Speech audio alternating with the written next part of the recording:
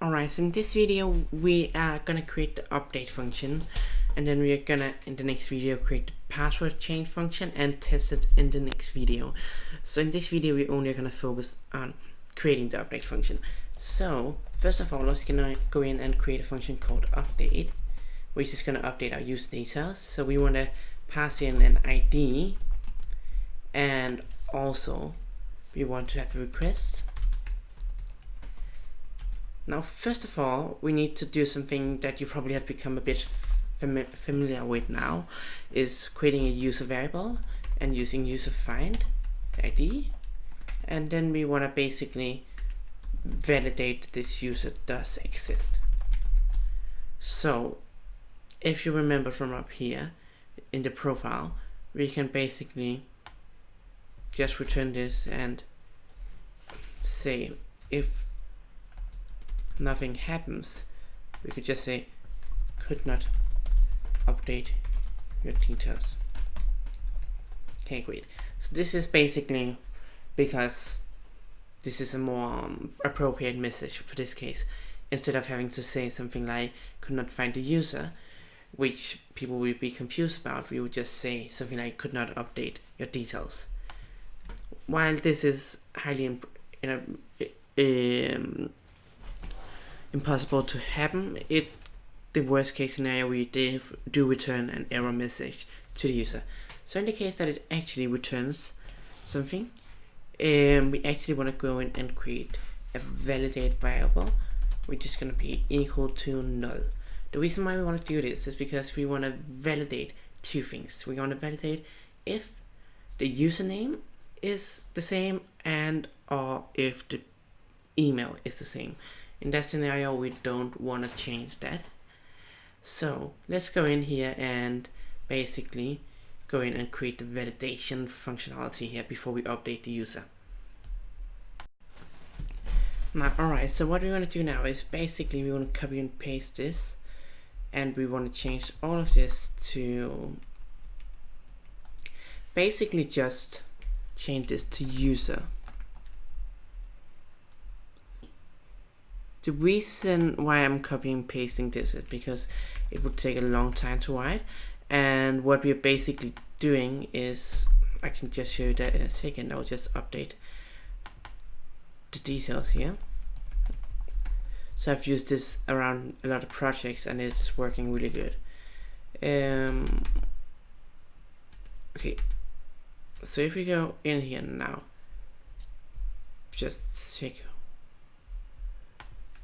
here and then say else, is the thing we're doing is we're basically checking if email is the same as the email we get in. In that case, we're going to do that, or if username is as well is the same, and if that's the case, we're going to do that. So basically we are just checking if the username and the email is equal to the parameters we get in, and in that case we are basically just not gonna make it unique, because then it will still update it. Alright, great. So what we can do now is we can basically go in and say validate is gonna be equal to request validate, and then while we do this, let's just figure out why I have got an error in here.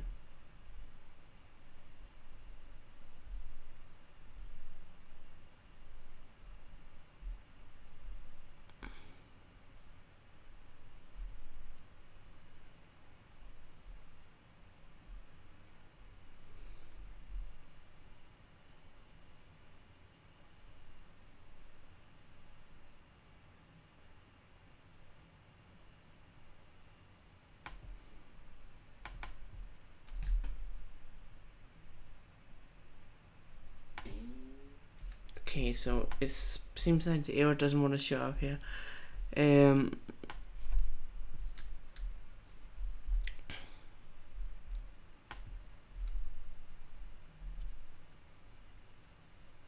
Because I can't really seem to figure out what the error should be in this scenario.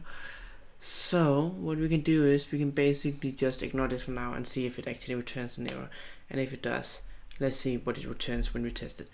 Alright, great. So now let's go into our register controller And what we can do is basically go in and copy and paste this, because we want to have exactly the same, except for in this scenario there's nothing that should be unique, because we are not going to the username and or the email is in this case gonna be changed, so we don't want to do anything specific here. Okay, great. Okay, so it seems like it just was an error with Visual Studio Code not getting the error or slow response from the error. Okay, so we can now go in here again, copy and paste this one here, and we will just basically make it like normal now. The only difference is we don't want the password to be there, because we're gonna have a separate function for that. So now you can go in and change all of this. So what we actually can do now is, because we have successfully validated it, we want to basically just go in here and we want to say user name is going to be equal to request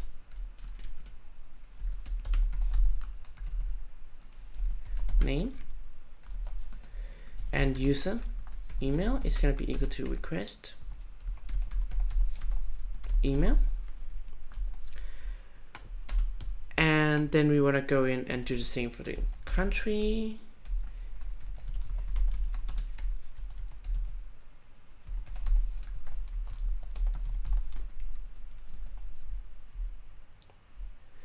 And we want to go in and do the same for the username. And you might think, why are we doing it with some of the fields required? The reason why is because we are not allowing the user to have an empty field. So basically when you update something, it will automatically post the old data you haven't updated. Like the user just doesn't change anything. If you change anything, it will be updated. So we are gonna have it all required, so you cannot leave anything empty. And then we also want to be sure we save this data. Great. And then we want to return response